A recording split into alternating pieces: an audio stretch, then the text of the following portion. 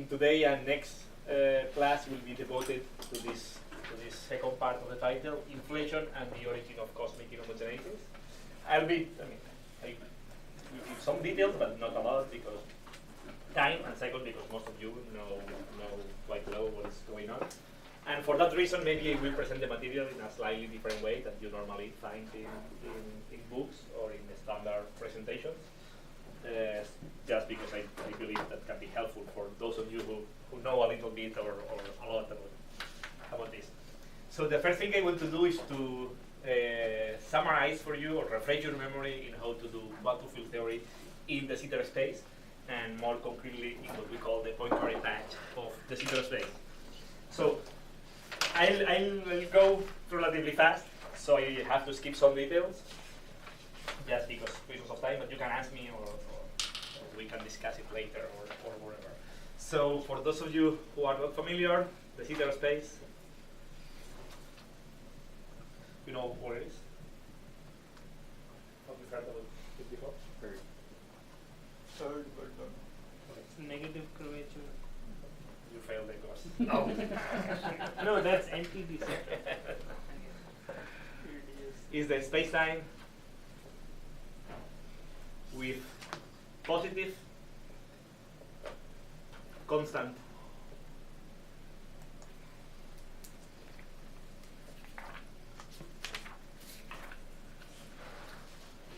curvature.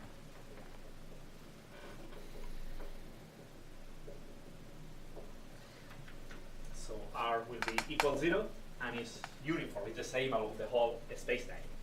And just to tell you that as any other constant curvature spacetime, so there are 3 with curvature positive, negative, or 0, is de Sitter, anti-de Sitter, or Minkowski. It is maximally symmetric.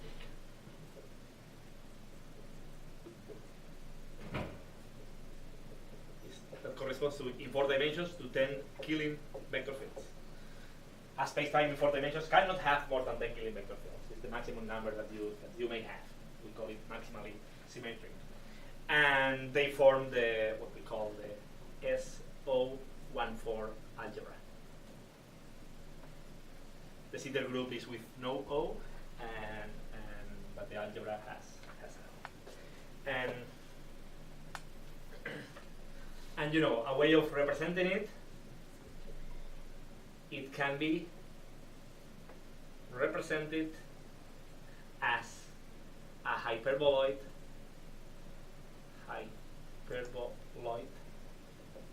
in 5-dimensional, a time-like hyperboloid in 5-dimensional Minkowski spacetime.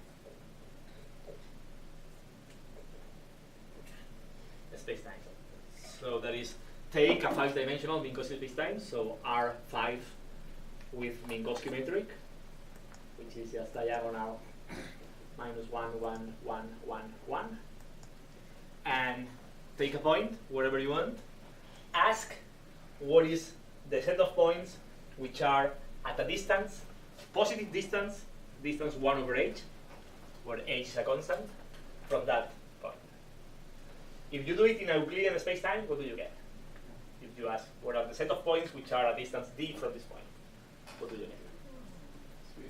A sphere.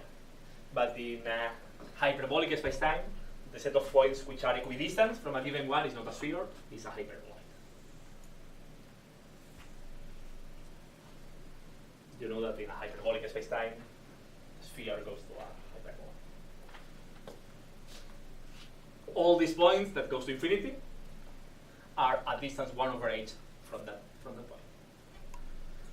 You know, it's also, you know, intuitively it's also reasonable that that this line has to open, because in a hyperbolic spacetime like Minkowski, distances can be positive or negative. If I trace the 45 degrees line from this and from this,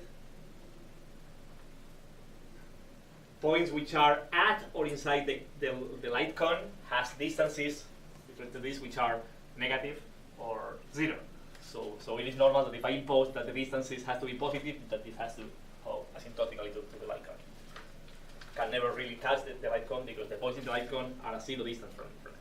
Okay, so the way I picture is that the sphere in a hyperbolic spacetime. So it's the analog of a sphere in the hyperbolic spacetime. And as you can see, the topology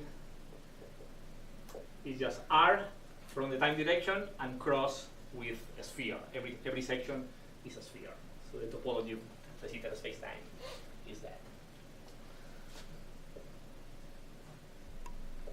There is an easy way of finding coordinates on that, which is just do what I did, just put it in Minkowski spacetime and impose constant distance, and one finds the metric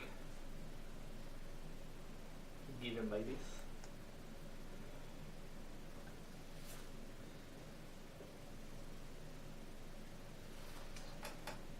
Which is time, and the spatial sections are a three sphere.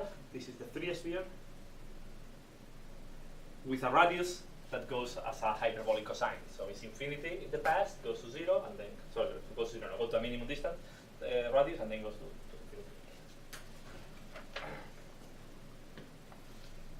So it's just the three sphere sections and the radius of three spheres having a hyperbolic cosine. And the Penrose diagram is quite different from Minkowski spacetime, and the main difference is that it's like this, but scribe plus and scribe minus. So the destiny of light and the origin of light. Remember, in Minkowski, the destiny of light was a null hypersurface. This is Minkowski, and the origin of light was a null hypersurface. Here is a space blank.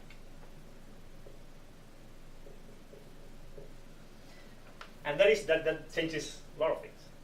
Does H still mean the Hubble constant? Yes. I mean, here is H. I don't know that's in a Robertson-Walker spacetime. De Sitter is not a Freeman-Robertson-Walker spacetime in principle. Okay. The full De Sitter is. So is H the fifth dimension? H is a constant. H is a constant. Right, which is 1 over the, if you want, the radius of the hyperboloid. So how do you get 5 dimensions out of that? I see 4. No, it's 4. It's a hyperboloid embedded in a 5-dimensional spacetime. Oh, okay. So you go to Minkowski 5 dimensions, and you ask the hypersurface of points which are at a distance 1 over h of that point. That, of course, is a 4-dimensional submanifold inside Minkowski spacetime, which is a hyperboloid of 4 dimensions.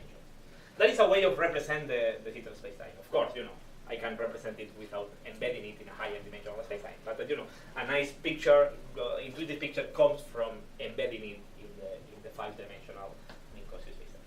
But H does have dimension of 1 over length, right? H has dimensions of 1 over length.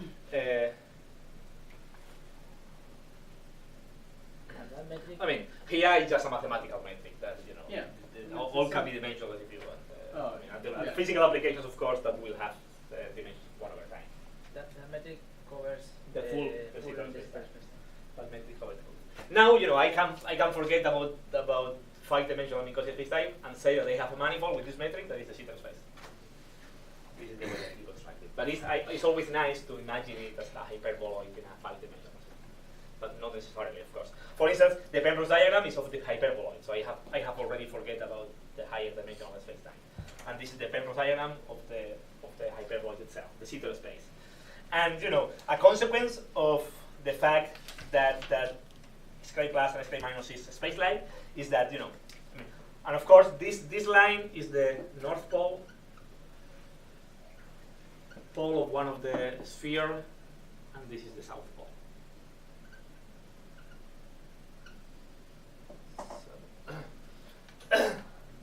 This is like the point, this is sphere. Of course, I am suppressing 2 dimensions, so each point there is in addition to another sphere, but the same as we did in the Minkowski spacetime. The difference here is that if you have some observer, imagine that this is the word line of an observer, and here this is the word line of an observer. Remember? Here in Minkowski, if you trace back the light cone, the past light cone of this point, which is the points which have been able to causally affect the observer, you recover the full space equal to spacetime. So the past icon of that point is the time equals spacetime. Here, that is not true anymore. This is the past light cone of this point. So points outside that can never affect causally this observer. These points, these events can never causally affect the observer. So these lines are like a horizon, what we call cosmological or observer horizons for that observer. It's not an event horizon because it's observer dependent. An observer at a different point will have a different horizon. It's what we call a cosmological or particle horizon.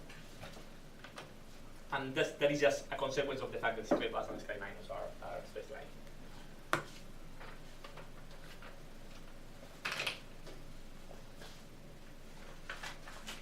So now we have this four-dimensional space-time, four-dimensional continuous manifold with that topology, with this metric, so it's fully characterized, forget about where it's coming from. And now you want to make contact with cosmology, for instance. So what is important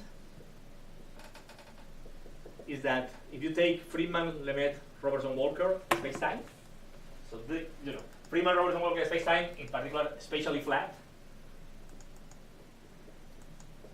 that can never be the central space because the topology of this guy is R4 and this is R3, so that can never be.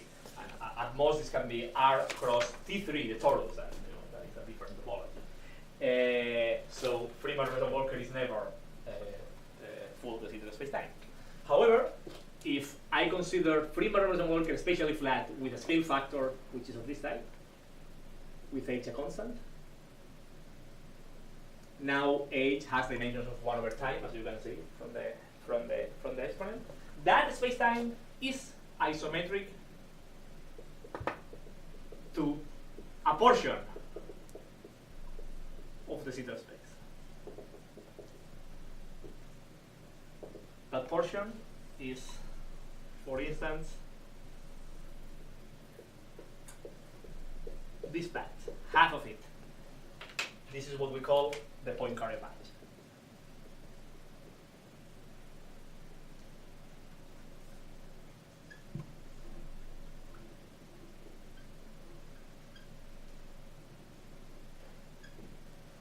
Why that half? Hmm? Why that half? It can be the other one also. But the statement is that if you take, for instance, this half of the hyperboloid and you foliate it with Cauchy hypersurfaces which are like this. Right? I mean, it's difficult. You know that hyperboloid can be foliated with planes. Mm-hmm. Those are like the flat spatial slices of Friedman, Robertson, Walker. So this half of the hyperboloid is isometric to Friedman, Robertson, Walker with a scale factor into the HT. Where these are the flat spatial slices. I am doing the plot very bad because all these three lines should go together. But imagine the hyperboloid. You know, a hyperboloid can be made of straight lines. Mm-hmm. And if you add 2 more dimensions, can be made of 3 planes. And those 3 planes are precisely the flat slices of Friedman, Robertson, Walker.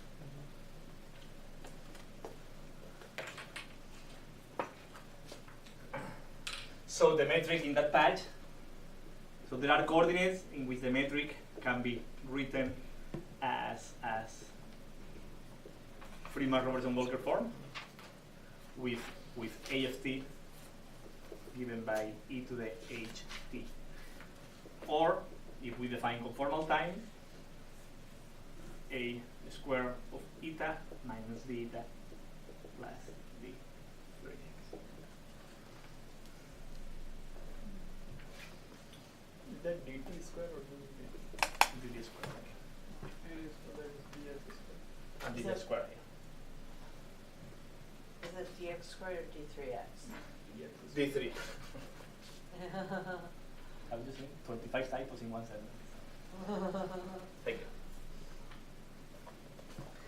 And of course, now that we have the scale factor, we can find easily the relation between t and tau. Remember that the conformal time is defined like this way. This was the definition of conformal time. So we can substitute that. So the eta is going to be dt e to the minus h t. So from here you can integrate it, and eta is minus 1 over e to the h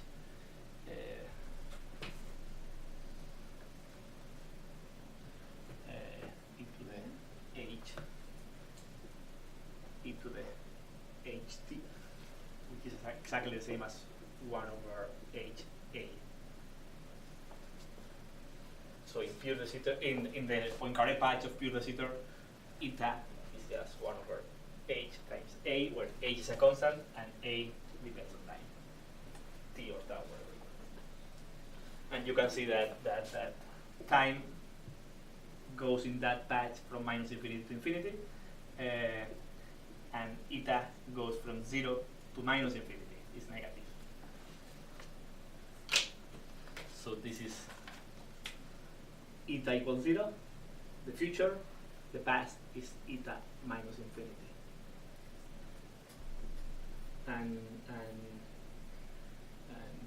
these slides are the slides of t equal constant. Eta equal constant. So these are the spatially flat slices of Friedman-Robertson-Walker. Of course, here we have made choice. I mean, otherwise I could have also said that eta goes from 0 to plus infinity. You can also. So this is But it's integration constant of that. right. But it's much easier than that way, because Yeah. otherwise exponentials, if you want eta to grow, when t grows, you need this negative sign. Otherwise, it's difficult. And otherwise, probably mathematically you can get it, but you will get a very weird function.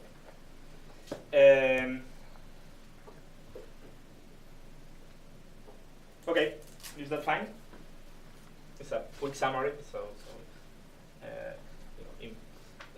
now, how many isometries we have in that patch? How many Killing vector fields we have in that patch? From the 10 Killing vector fields of full de Sitter, of entire full de Sitter,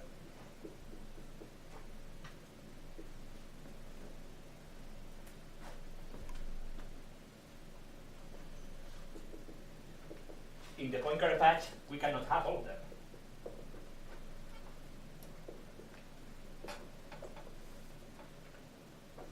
In fact, we only have 7 of them.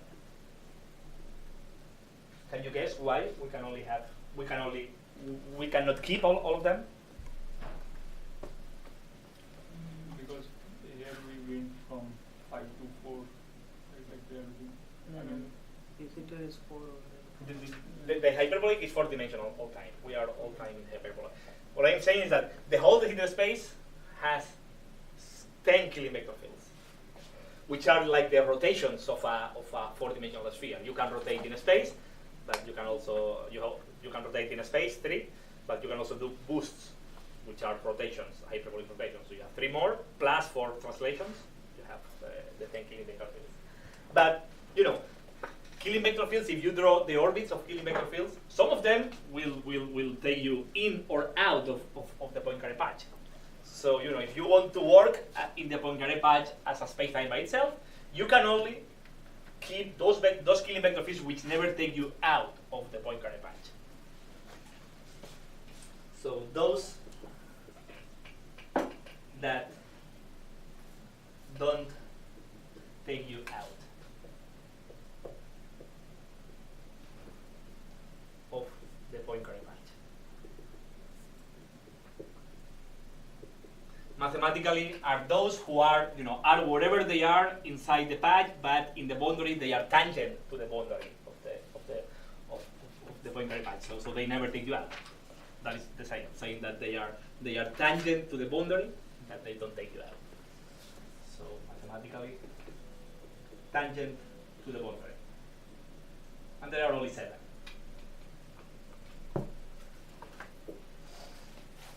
Those are 3 spatial rotations, 3 spatial translations. So these are spatial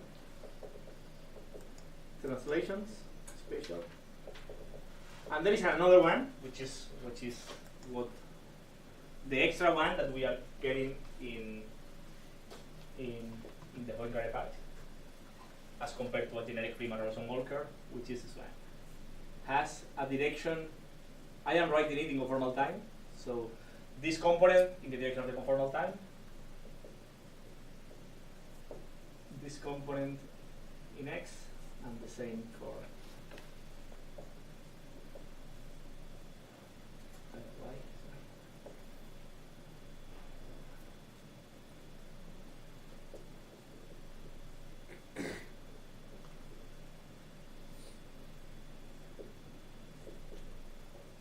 This is the Killing vector field, and this is sometimes called a dilatation, because what that is doing for you is to dilatate both in x direction, in y direction, in z direction, and also in eta direction.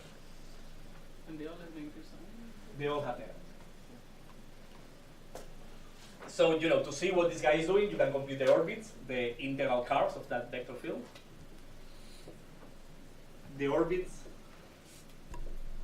of k mu are, if I give you some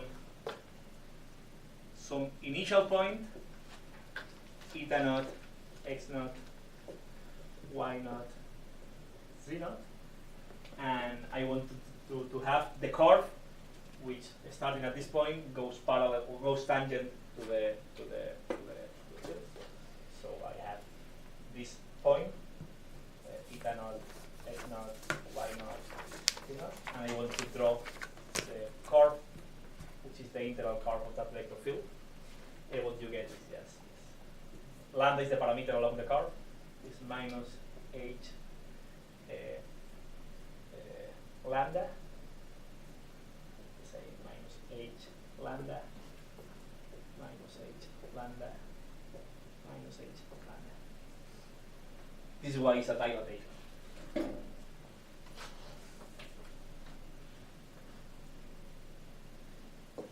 So if lambda is positive, the spatial volume is you are going through smaller spatial coordinates. But you are decreasing eta naught, but eta naught decreasing in magnitude is going to the future. You get closer to 0, which is the future. So you go forward in time, and in space you get closer to the origin.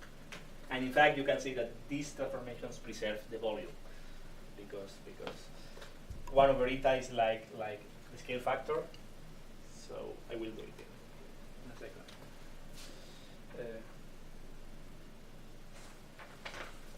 Okay, so just let me that. So we have an additional Killing vector field. So very nice. Remember that in our quantum field theory, in Freeman-Rosen-Walker, what I did last day, it was difficult because we didn't have there was not a preferred vacuum. We had rotations and translations, but that wasn't enough to select a vacuum. Now we have an extra Killing vector field. So maybe this is the Killing vector field that will solve all our ambiguity. So unfortunately, it's not everywhere time-like.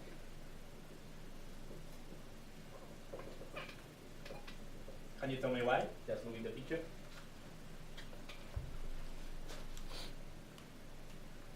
I mean, looking this is obvious because there are I can put this as small as I want and this as big as I want, but has to be tangent to the boundaries.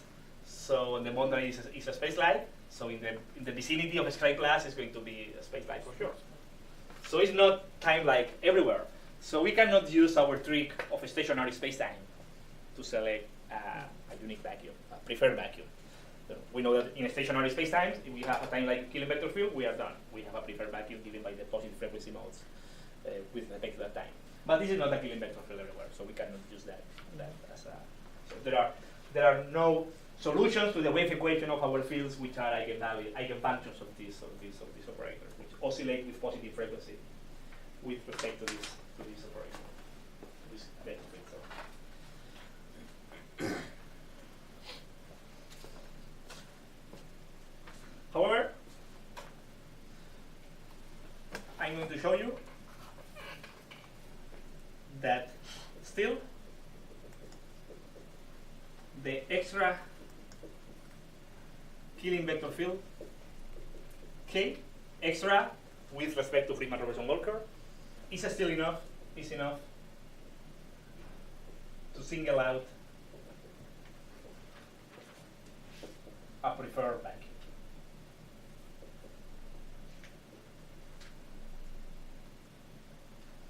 Enough, I put quotations because I will add some extra condition that is physically reasonable. So mathematically it's not enough, but physically it is. So therefore the statement is that with rotations and translations we don't have enough killing vector fields, but adding this one is enough to single out a vacuum, even though that guy is not globally time-like.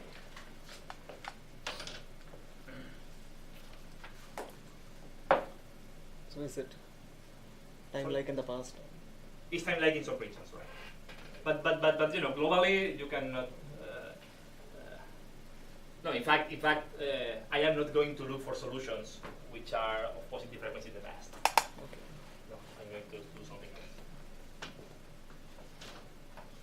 But remember, when we are talking about the symmetries of Poincaré, the Poincaré patch of the Sitter space, and we talk about the preferred vacuum, I am not talking about the full Poincaré group. The full de Sitter group, I am only talking about the seven-dimensional subgroup which lives invariant the Poincaré patch. This is, and this famous Weiss-Davis vacuum is precisely that. It's not symmetric under the full Poincaré group. It's only symmetric under this subgroup.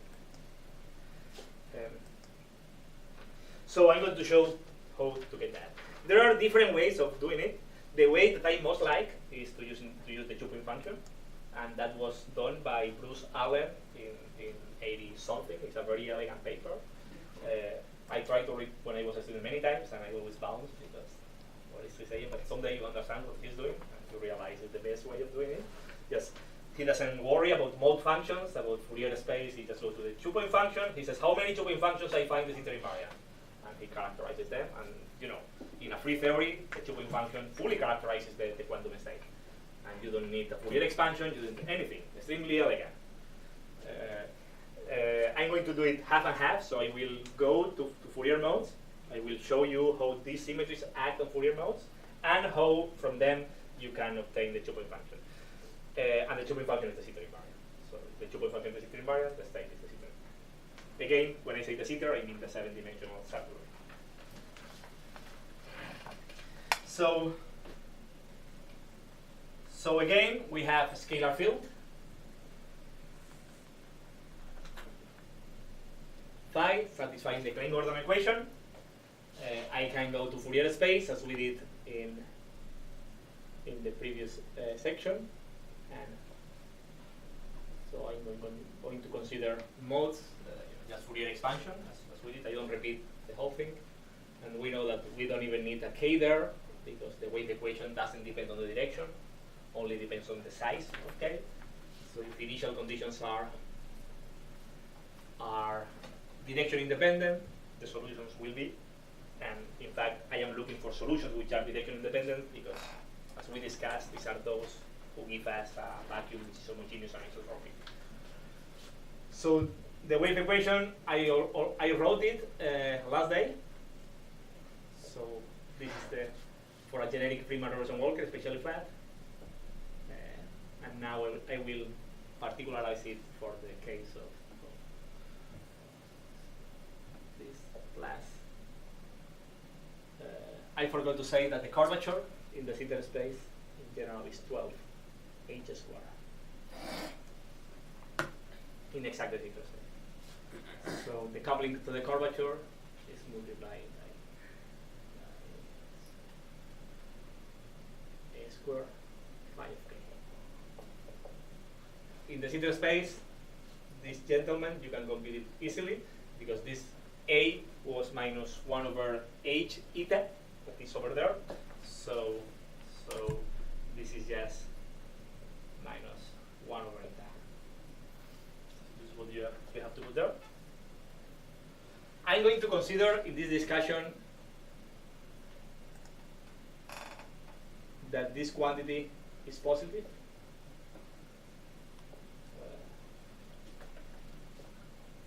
Otherwise, I will have to discuss more, and for physical interest, this is what we have enough. So I don't need to add more discussions which are unnecessary to describe the physics. But can be done in general, so can be easily generalized. And this equation in the theta space can be written as a Bessel equation. So the solutions are Bessel functions, and in particular, one type of Bessel functions are what we call Hankel functions. Index mean. So the most generic solution is a combination of Hankel functions with coefficients, with my notation, my conventions. Coefficients are E and F, and the coefficients can be different for different cases.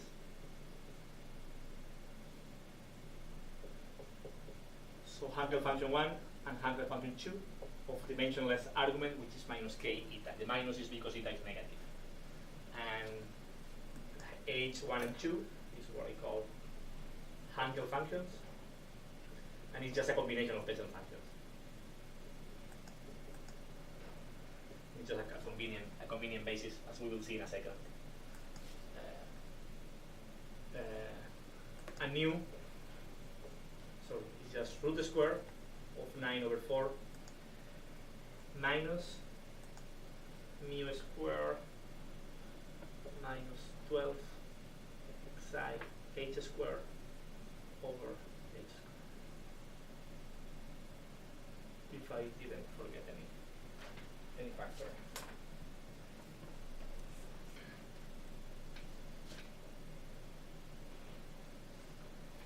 So we have the most generic solution, just a combination of Hankel functions, and you can check that these solutions, so this mode, together with the spatial dependence into the IKX, is normalized, so with the Klein-Gordon product. Remember that our normalization is to 2 pi cube, and unfortunately this delta of zero momentum, which is annoying, but can be we can get rid of it by using wave packets, if we will. If, as usual, if E of k square minus f of k square is equal to 1. So you have a mu squared minus 12 eta, or zeta, or whatever that is, h squared there, and a mu squared plus 12 zeta h squared up there. Let me start a plus. Okay. This is a plus I have here. Yeah. 9 over 4. So these are the most generic solutions to this equation. So the question is, which coefficients do we choose? So all these functions with any E and F that define this condition are positive frequency modes. So I could use them to build a basis and to build a vacuum state. So, but I have to make a choice of E and F for each value of k. And what I want to prove is that imposing two conditions to them, I will have a unique choice. I mean, we have 7 symmetries, but I have already implicitly used homogeneity and isotropy. Homogeneity in the fact that the spatial dependence is that. I showed last time that this provides or produces a vacuum which is homogeneous, and that there is no k dependence there. I also proved last time that produces a vacuum which is isotropic. The way I prove it is going to the Chukwu function. The same can be done here. I can prove that there is a unique choice for these guys, satisfying, respecting the 7th symmetry, and an additional condition. So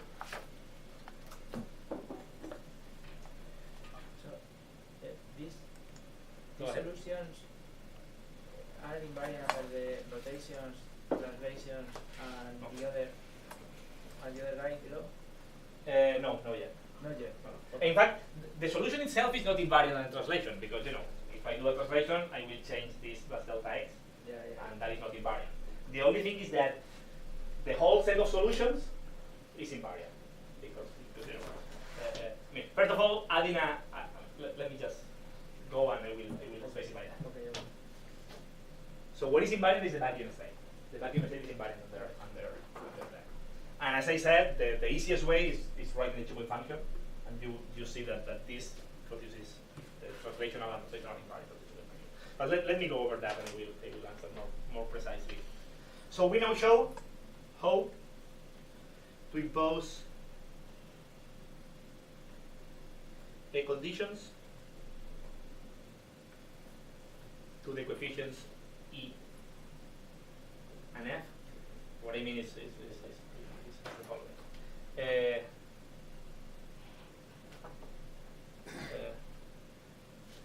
How imposing two conditions to E and F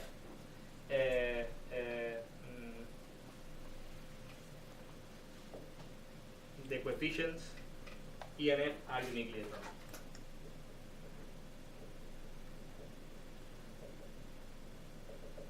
The first condition I want to pose is the Sitter invariance. Again, let me insist that it's the 7-dimensional group, subgroup, not the pulse. The Sitter invariance. And the second is that I want these modes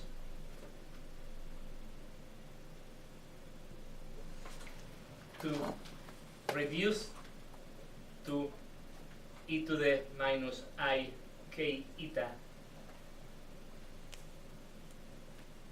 when the physical momentum is much larger than the scale of curvature.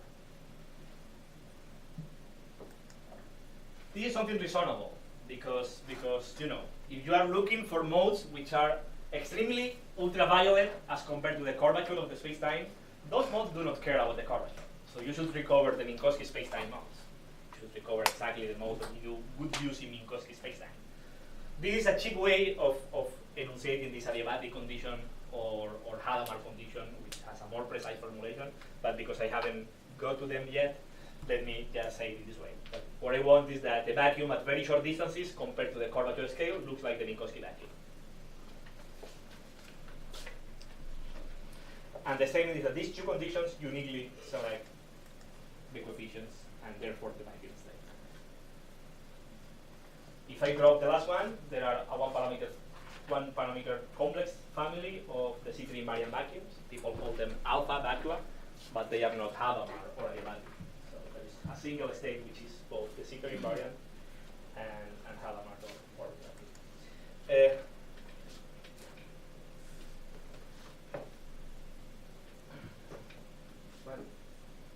By the Sitter invariant, you mean invariant under The 7 dimensional. Okay.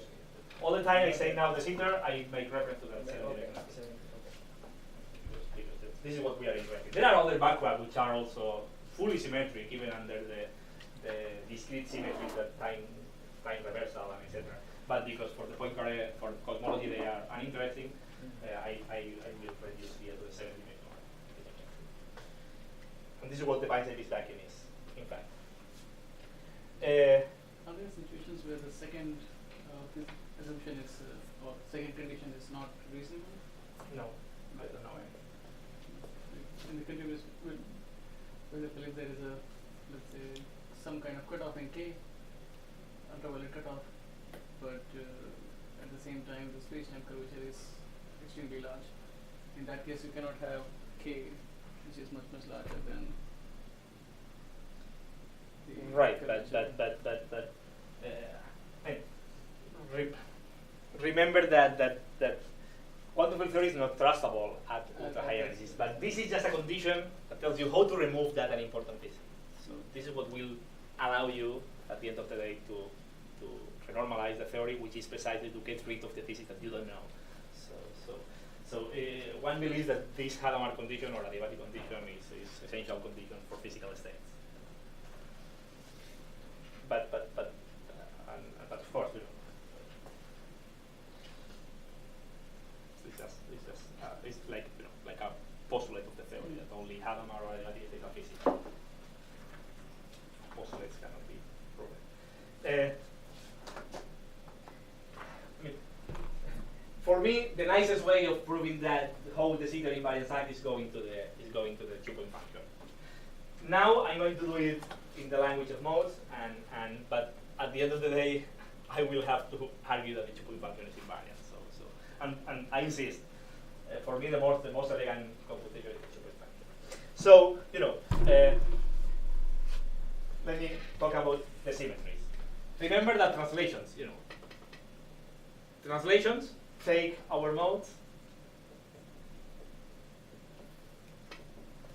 and they add a phase.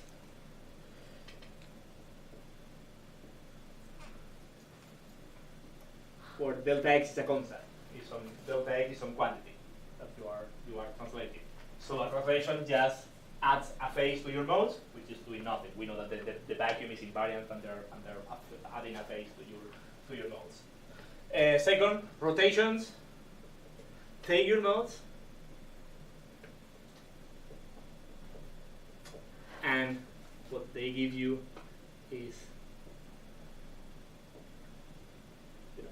a rotation matrix acting on x. But you can say that this is x times k prime. You add the rotation on the x prime.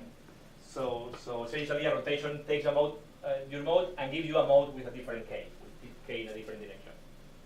So rotation changes your mode. But now if you consider the full set of modes, the full basis, rotation just changes modes among themselves. So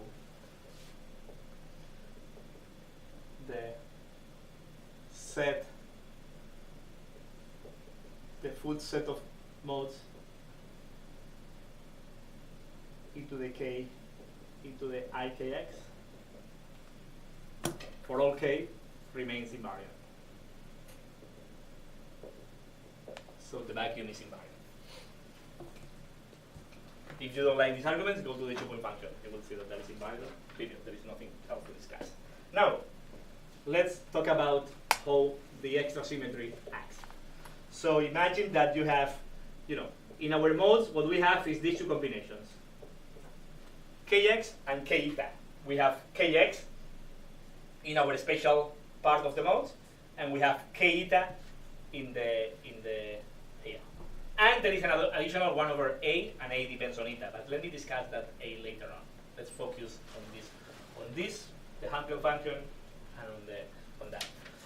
This I told you how that acts. So this goes to I minus h lambda times x. So this is similar to this. This goes to some x k prime times x. For this combination, the same. Eta goes to e to the minus h lambda times eta. So again, this is the size of k prime times eta, where I just define k prime to be e to the minus h lambda k. Therefore, the Hankel function minus k eta e to the I kx is sent to the Hankel function with some k prime e to the I k prime x. So that part happens the same as before. But that is not everything, because we still have the a cubed there and the is that may depend on k.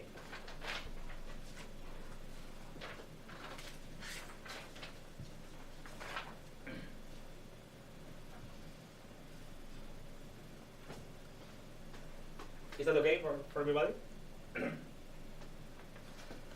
But we are not done yet, because as I said, E depends on K.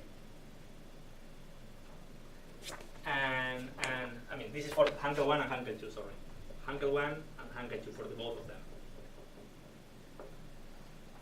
But our full modes, they have E, F, and A.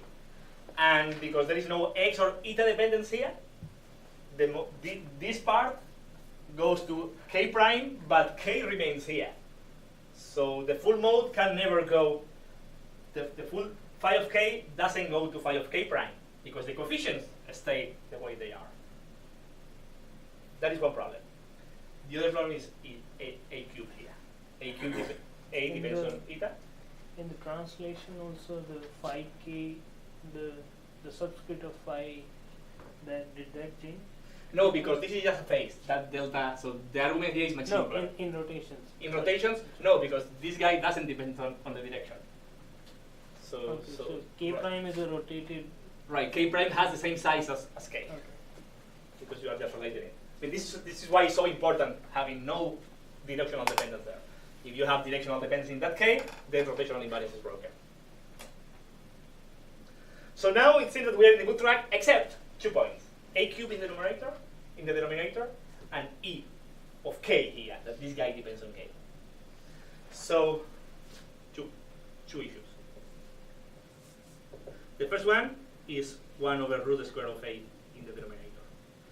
That, remember, a is like is minus 1 over h eta. So that goes to a e to the h 3h lambda.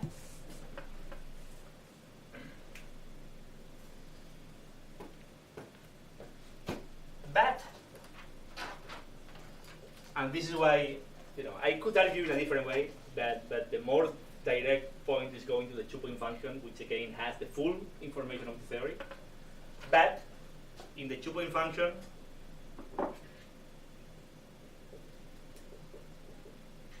what appears is the following. If you compute the 2-point function of the field, and you expand in mode, as we have seen in the past, this is going to be just this e to the eta e to the, I wrote this expression last day, e to the I k, the difference between the 2 points. So this is what appears here, this product and this product. So from this product, I just told you in this argument that everything goes to phi k prime, phi star k prime, and the same for this and the same for that guy, e to the I k prime delta x, except this annoying factor that I have here, which is except 1 over e to the 3h lambda, coming from the a cube. But k prime is related to k by such a similar factor. So delta d3k is the same as d3 k prime, the same factor. 1 for each k, 3.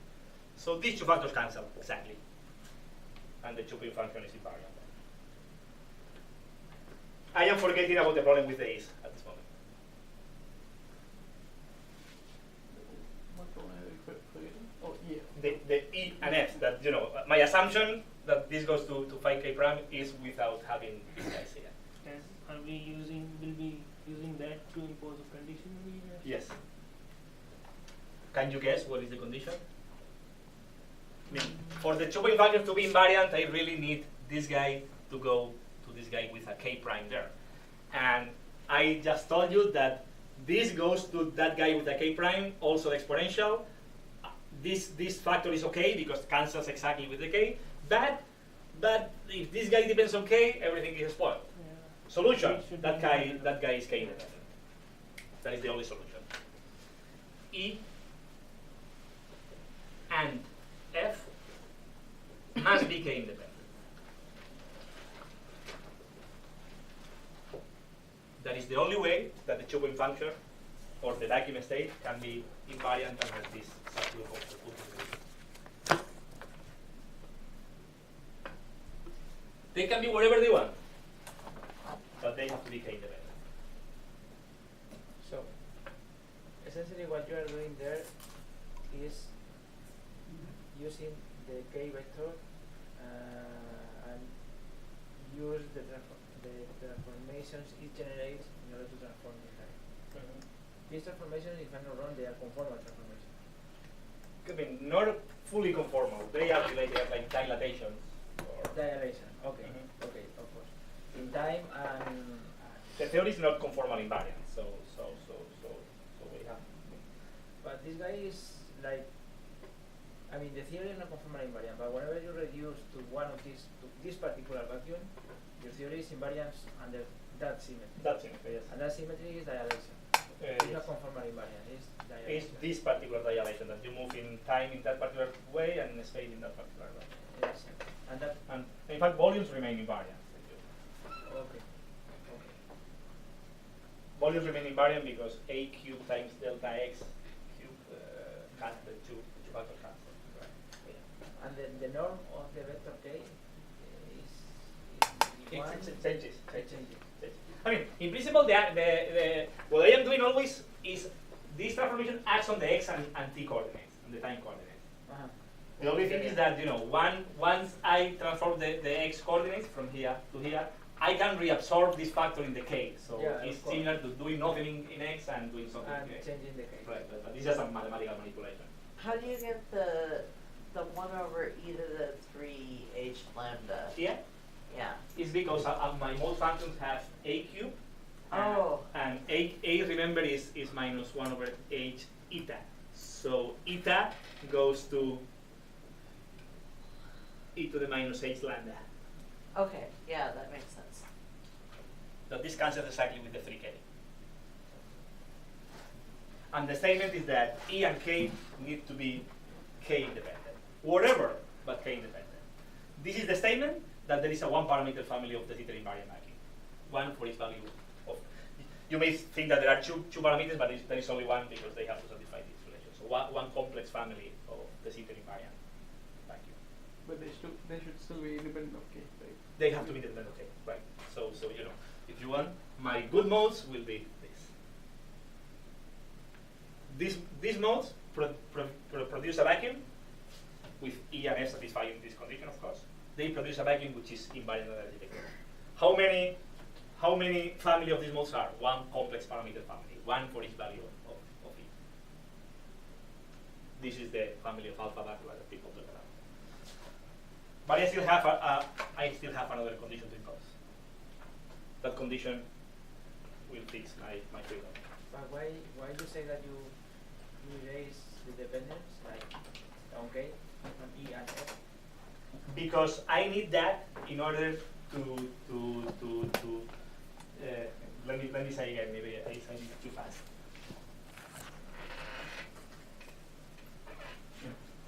I say too fast because this argument using modes is longer than the one with the two-point function. But the statement is that I have these modes which are let me put. So if under a transformation my full modes are this one with phi given by that. If under my transformation this k mu vector, this goes Okay, I see. to a different k, then everything is fine. Because it's true that my mode is not invariant, but the full family of modes for all k's remain invariant as a set. Right. And that is true if and only if this is that k independent. Exactly. So essentially, but you are still not removing the whole. You are not picking up one vacuum state. No. You have one parameter family. One parameter family. This is the family of alpha vacua. This is where the second criteria is Exactly. coming back. Exactly. Oh, okay. So if I don't push Hadamard for the Hadamard condition, there is a one complex parameter family of the zeta invariant vacua. People call them alpha vacua. And But more questions. Sorry for acting too much. In this case, this family of one parameter vacua, is a unitary equivalent family of vacua No. or not? They are not. they are not Hadamard, so they are not. Yeah, so that's why you are able to select one, because only one of them is Hadamard. Only one of them is Hadamard or adiabatic. And here, adiabatic, they have to be adiabatic because this is k independent or zero order or infinite order. He cannot be in between because this cannot be better k. So only one of them is Hadamard or adiabatic at any order. And this is what the second condition imposes. So first condition, I have too many i's and choose them, sorry. Second condition, I want phi to reduce to that to standard plane waves in the ultraviolet limit.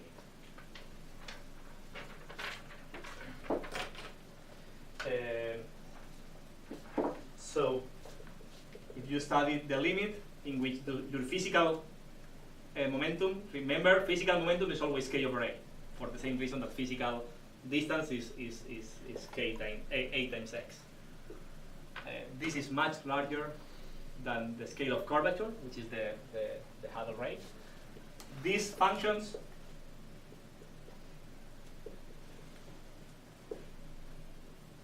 let me forget about the coefficient in front of it because it's unimportant for this discussion. There is a new here, sorry.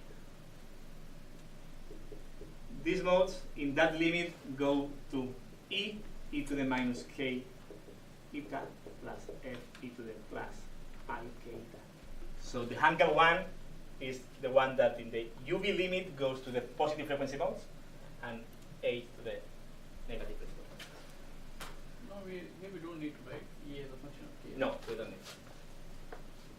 They are not a function of k. So if I want my modes to reduce to positive frequency Minkowski modes, so if I want e to the I minus I k eta, then E must be 1 and F must be 0. And this is the only choice that we have. So in summary,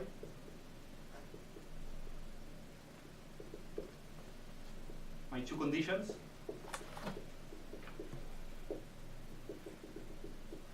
uniquely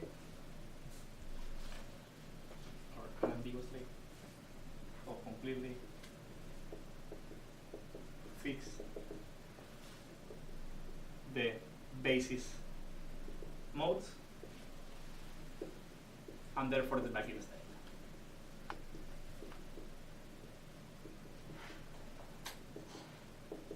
So the basis of positive frequency modes I'm going to choose is root square of pi over 4 a cubed, Hankel function 1,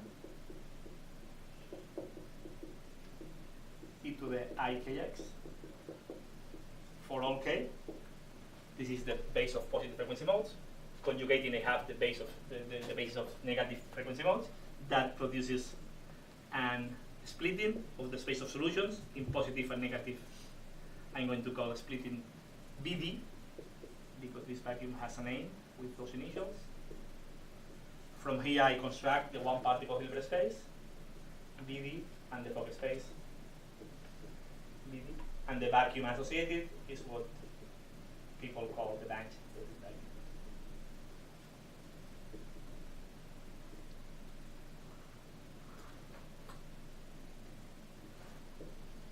Again, it's the only de Sitter invariant Hadamard state in the Poincare patch of the Hilbert space. I have one question. Is this done in any reference, or Sorry?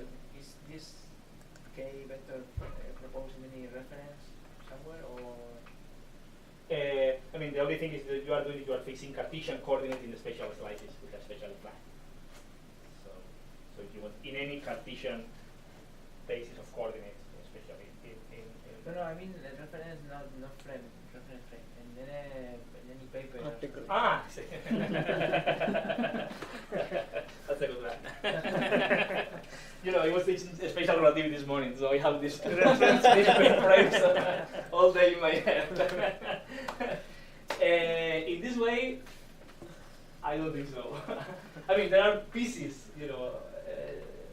In the Weiss Davis paper, they do that, but they don't do it in this language or with using the symmetries or Because like, the Sitter paper, that vector which generates this dilation. that is not really. It's not the only thing. So you have to ask me. Okay. We're out for a reasonable price. Okay. I mean, I haven't invented anything of this. It's just things that I have learned with time in many different places, and I put together in this particular way. And of course, if I have to explain it for me, I don't even write modes. I go to the two-point function. I mean, you can get the two-point function without even writing the modes, and I can derive the power spectrum for the CMB without even using Fourier modes. Just using two-point function, which I believe is the most elegant thing. But I don't want to be that far away from what you know, so let me go.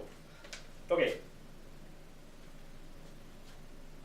So The symmetries of the vacuum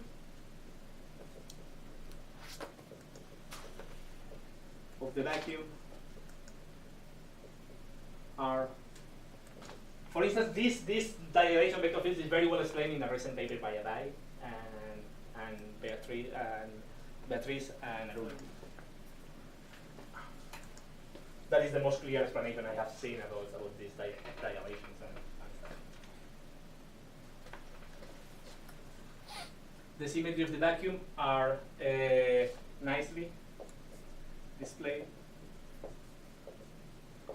in the two-point function.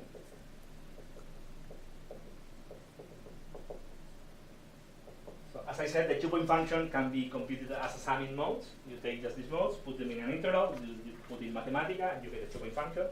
Let me write it to you. I have here at equal times, which is maybe because this is what I will use later on. But at different times is very, very similar. And in fact, I don't know why I wrote it only for equal times.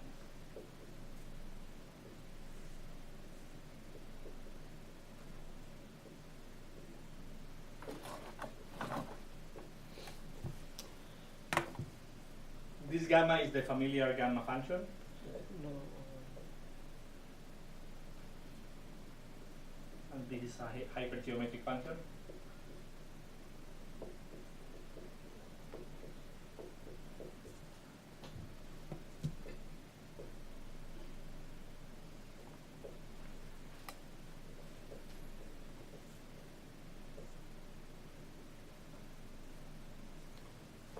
How did you obtain this?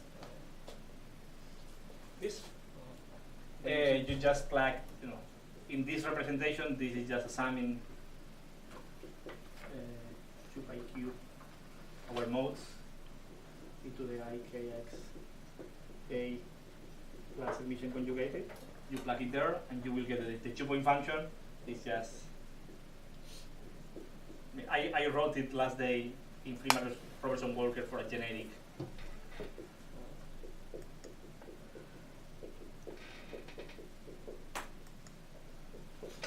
This is what you get.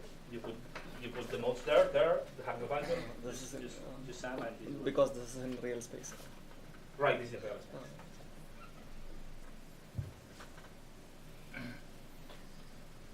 You can see that this homogeneous only depends on delta x, on the difference between the 2 points. It's also isotropic, only depends on the absolute value of delta x, doesn't depend on the orientation. And it's also the Sitter invariant, this extra symmetric, because this, remember, x and eta are transformed in the same way, so the deformation cancels. So it's manifestly, remember, x goes to x and eta transform in the same way, so that cancels. So manifestly, the Sitter invariant.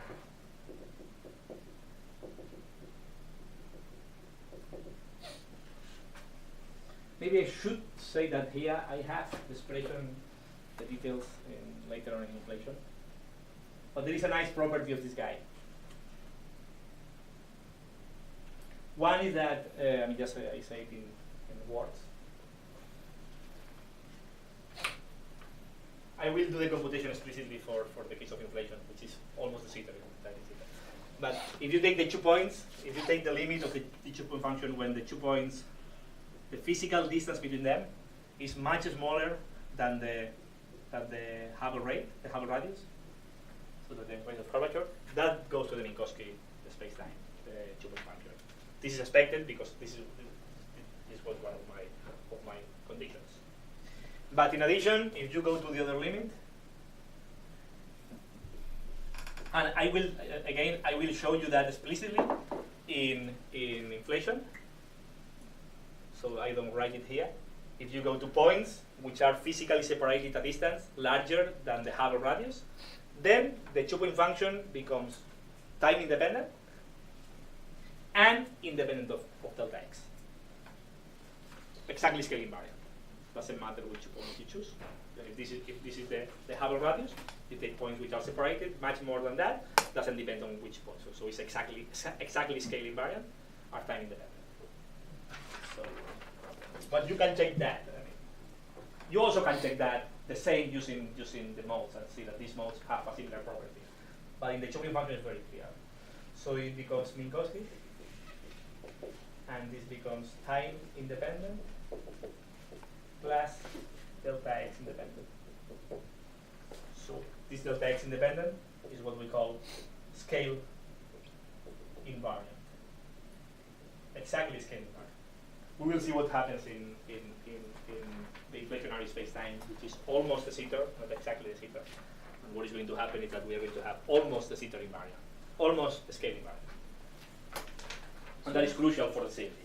So this happens only in the limit delta a delta x going to very very large. But that happens exponentially. It's like with Fourier modes. Yeah. So if I have like a delta x is like 10 times 1 over h. You will have some tail which is exponential of that Yeah. ratio. Right. But the same happens with Fourier mode. Fourier mode is not that they cross the Hubble radius and they freeze. In fact, Fourier mode is just it's exactly the same. It's just there is this happens because Fourier modes freeze and become k independent, and so it's just the same. The only thing is that Fourier mode is a basis dependent statement. The tubing function is completely basis independent. It's covariant. I have a tubing function. I don't have to specify even nothing. But it's exactly the same statement. So full the Sitter space, the Poincare pi, you have the Hubble radius, the tubing function inside. Well inside is like Minkowski. When you get closer to the Hubble radius, deviates from Minkowski. But if you go outside the Hubble radius, then the tubing function becomes time independent. If you go time, it is frozen, and it doesn't depend on how much separated at each point. It's a scaling invariant, and that is directly related with the C, as we will see with the scaling variance of the C and B temperature fluctuation. I am much slower, don't worry about it. And you can see that this diverges when eta is 3/2. So if you have a field, remember this guy was 9/3 plus the mass of the field plus this guy 12h²/8. So for instance, if you have a massless field, remember mu is just the mass of the field times h bar, mass in a probability. I call it mu just to distinguish it. And minimal coupling, nu goes to 3/2, and this is divergent. This is the well-known fact that there is no massless minimally coupled Hadamard field in the Sitter space. It's just there is no Weisseris vacuum for massless fields. That is just divergent. This is because infrared divergences. Yes, if you read in a book that there is no Weisseris state for massless fields, it's because of that, and it's because of infrared divergence. In the massless case, in some cases, for inflation that doesn't matter too much because first of all we are not in exact jitter, but still you have the infrared divergence because perturbations behave as massless fields. But inflation, you don't need to make statements about infrared modes at the onset of inflation. You only care about modes which are deep inside the Hubble radius. So you can say that the state outside the Hubble radius is whatever it is. I will go over that. But even for the massless field, this recipe that you are using, variance under this de Sitter, I mean rotations, translations, and dilations still work. No Right. matter. I mean, the mathematics work, but the tubing function is divergent. This interval that I had to do here, I just erased, but the interval in mode that you have to do to obtain this is divergent. In the k equals 0.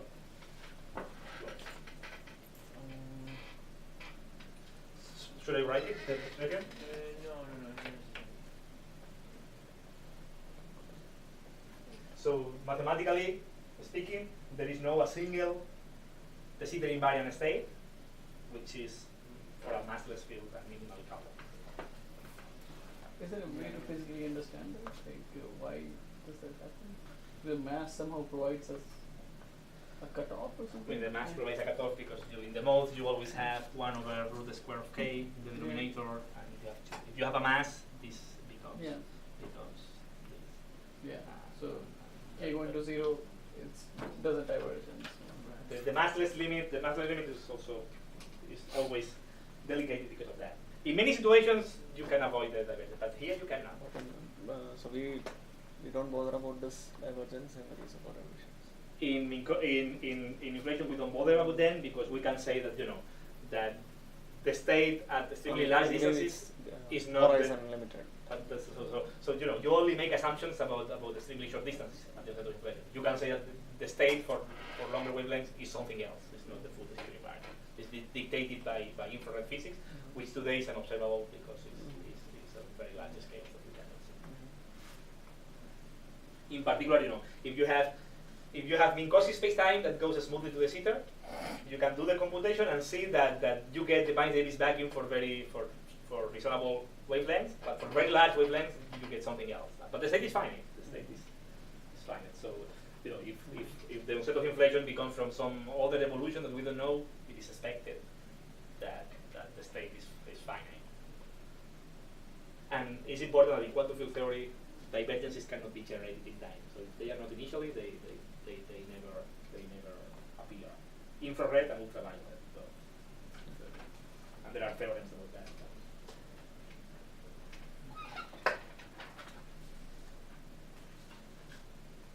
So the solution that Bruce Allen gave is that what you can do is you can change the zero mode, or very close to the zero mode. You can use that basis except for the very close to zero mode. But then, strictly speaking, the state is not the zeta invariant. Yeah, Because you have changed a single mode, it's not the zeta invariant anymore. But then coming back again, sorry, the state is not going to be the zeta invariant, but still you can pick up one state. Except for extremely long distances. Your state would be uniquely determined at any distance except right. If you change the modes, that very so there is an ambiguity. there is an ambiguity.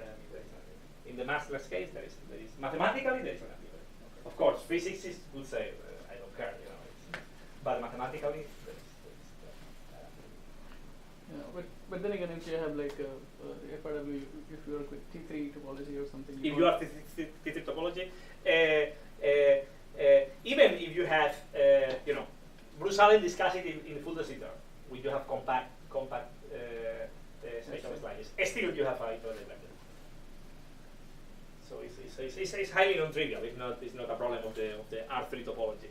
It's non-trivial. In that case, he only has to change the k equals 0 mode because the modes are discrete, so he changes k equals 0. But mathematically, you have ambiguity. You have to tell me which mode. But there, what do we mean by k K equal to 0, exactly. Eh? So what do you mean by k equal to 0 in S3? Well, or maybe the minimum stand. But there is a divergence. Oh, k equal to 0 means okay. I mean, I don't remember exactly the formulas. I read them years ago. It is in full de Sitter, which physically is also. So it's a homogeneous mode, basically. Yeah, exactly. It's the homogeneous so it's the homogeneous one. But that ambiguity exists. And, of course, physicists believe that is irrelevant for our purposes. But mathematically, I think it's important to keep in mind. So in the last 15 minutes, let me go over the beginning of inflation, which I think most of you know. You have it in my course, you have it in my course, you work on that, you work on that, you work on that, and you should work on that.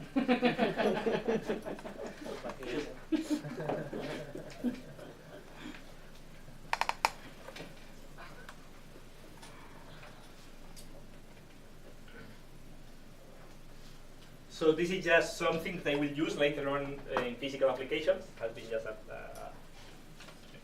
one could keep discussing the physics in the theater because I think it's quite interesting. So the fourth point I want to discuss very briefly is inflation. And for those of you who doesn't know that, what inflation is, inflation was motivated by cosmologists, of course. It's a theory of cosmology. And the motivation was because we have this cosmological model which works very well, but there are some issues, in particular with initial conditions, which which we don't know how to explain very well. These issues are why the universe is so flat, especially flat today. The equal constant slices are extremely flat. So it seems an accident, or in the standard model, the only way to explain that is to be exactly extremely flat at the origin of the universe, almost exactly flat. That seems a fine tuning. Maybe it's just that the universe is like that, but it would be nicer if flatness is generated dynamically by evolution. So that's an issue. Another issue, more important than that, is that the CMB is thermal. Temperature in there, in all directions are extremely close. But points there and there have never been in causal contact before recombination, when the CMB was formed. So how is possible that these 2 points are thermalized if they have been out of causal contact for the entire history of the spacetime? And the third one is the fact that we don't see magnetic monopoles or other kind of monopoles, and high energy theories predict them, and we don't see them. So these are the 3 issues that people post on the standard cosmological model. And Alan Guth, the idea of inflation was not only by Alan Guth. Other people like Starobinsky and Sato were proposing the idea, but Alan Guth was the person who realized why inflation is useful for. Inflation is just assuming that in the very early universe there was a period in which the expansion was exponential. So the universe expanded tremendously in a very short amount of time. And Guth realized that is enough to explain, there is some debate about that, but at least to alleviate significantly these 3 problems of standard cosmology. Because if you have a lot of expansion, that means that a curved universe will become essentially flat, because if there is a lot of expansion, the radius of curvature is so large that it seems flat for you. The monopoles will be diluted by the expansion, and also if there is a lot of expansion, those points that today seem out of causal contact, they will be really inside causal contact in the past, so they will be able to communicate in the past. This is the fast introduction to inflation. So inflation, by definition, is a period of accelerated expansion.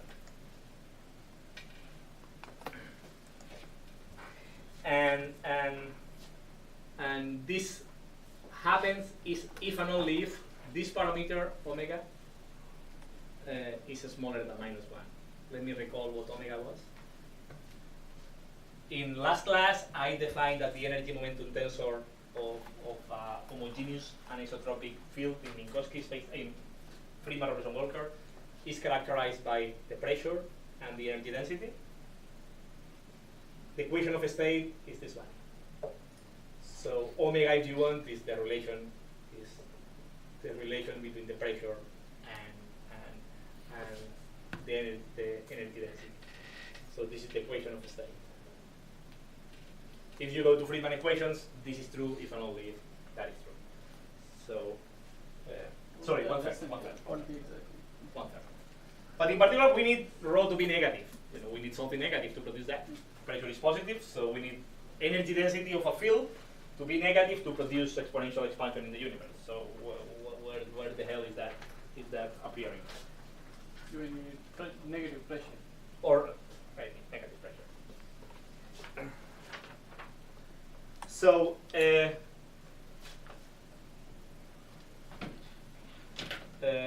so means that inflation requires a field with negative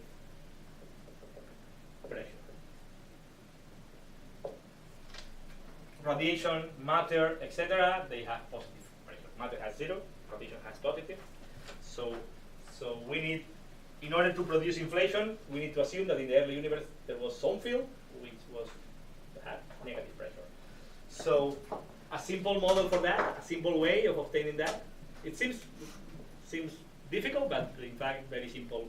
There are very simple models to create that. Very simple way: have a scalar field, potential dominated.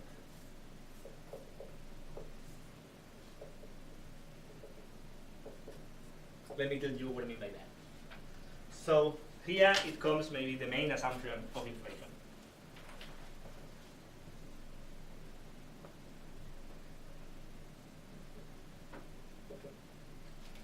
So is that the energy content of the early universe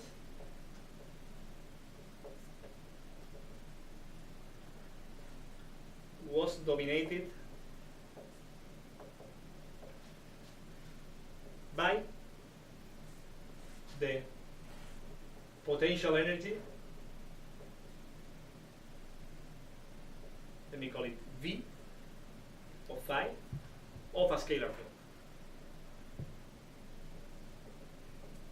And this field is what we call the implant. So one has to postulate the existence of a new field.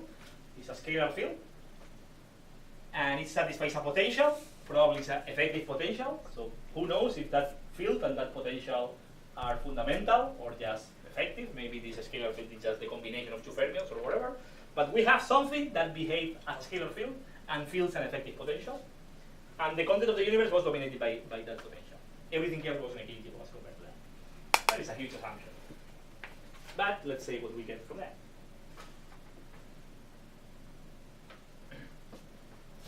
So let's see what we get from here. So first of all, we have this scalar field. And I am writing here another assumption, which is that you can always decompose a field in a homogeneous part and an inhomogeneous part. You give me any field, and I integrate it in the whole space, and I divide by the volume, and that is the average part. This is what I call the homogeneous part. Whatever is left is the inhomogeneous part. So for instance, the homogeneous part is just 1 over the volume of the space-time of the spatial integral of the field. And whatever is remaining is what. So the assumption is that also that the early universe,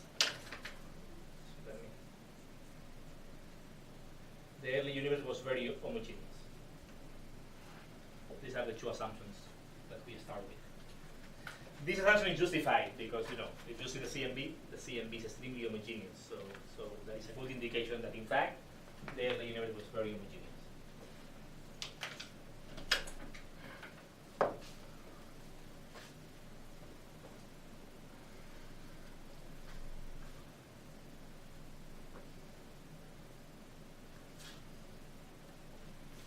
Or at least the observable part. Say it again? Or at least the observable. Or at least the observable. So therefore, I can neglect for a second the inhomogeneous part. Let me focus on the homogeneous part. So remember, I said in the last class that the energy density of a scalar field is given by the kinetic energy plus the potential energy. The pressure of a generic scalar field is given by the kinetic energy minus the potential energy. So we can compute what is the equation of state for the scalar field, P over rho. This is going to be kinetic energy plus potential, kinetic energy minus potential. Imagine now that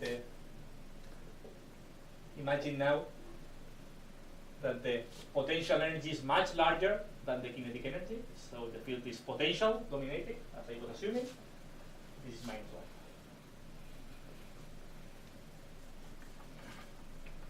Which is smaller than minus 1/3 that was required for inflation. So a scalar field dominated by potential has an equation of state which will produce accelerated expansion.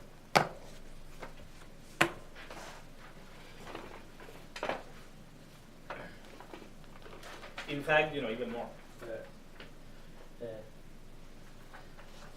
In fact, if you go to Friedman equations,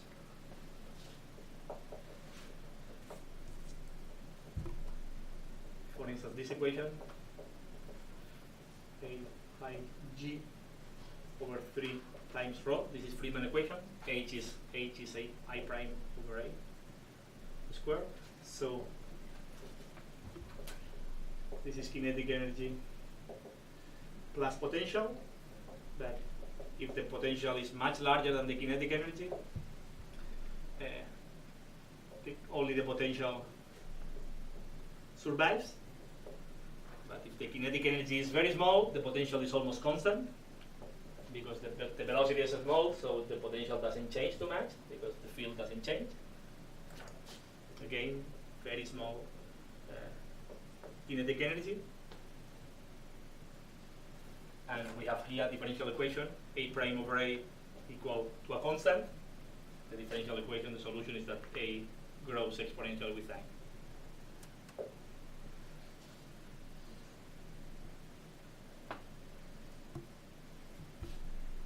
So how do you get a large potential energy?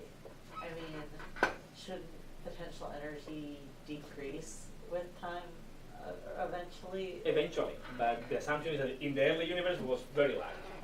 Of course, inflation has to end because at some period we don't have, so the potential energy will get small. But we start with large potential energy and very small velocity. And this simple computation tells you that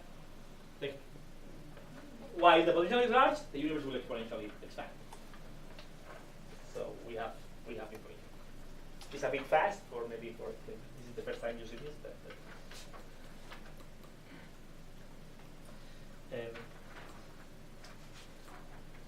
So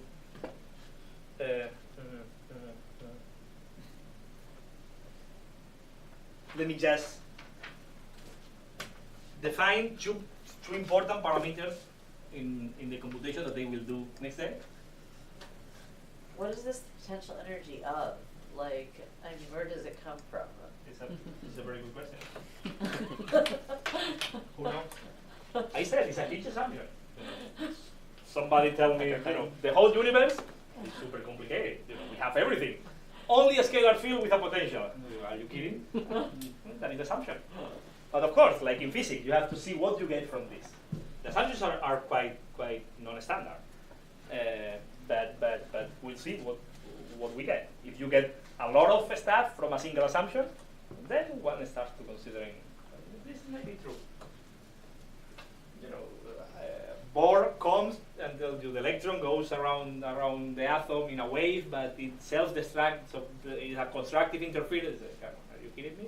And then he computes all the hydrogen atom lines. Some truth is hidden here. So we don't know what the scalar field. Maybe it's not a scalar field, but it's something that looks like or behaves like. This potential is some weird combination of physics that behaves like a potential. But if we get a lot of what we see from these assumptions, then they deserve attention.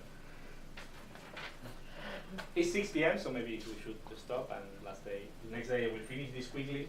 Maybe you can read by yourself if you don't know anything about inflation, just a little bit. I mean, it's not really crucial for what I'm going to do later, but in order to appreciate the physics, it's good to have a complete picture. And I also can discuss with you privately if you want a summary. So we save time in that. Or you can ask the question. Thanks, the speaker again.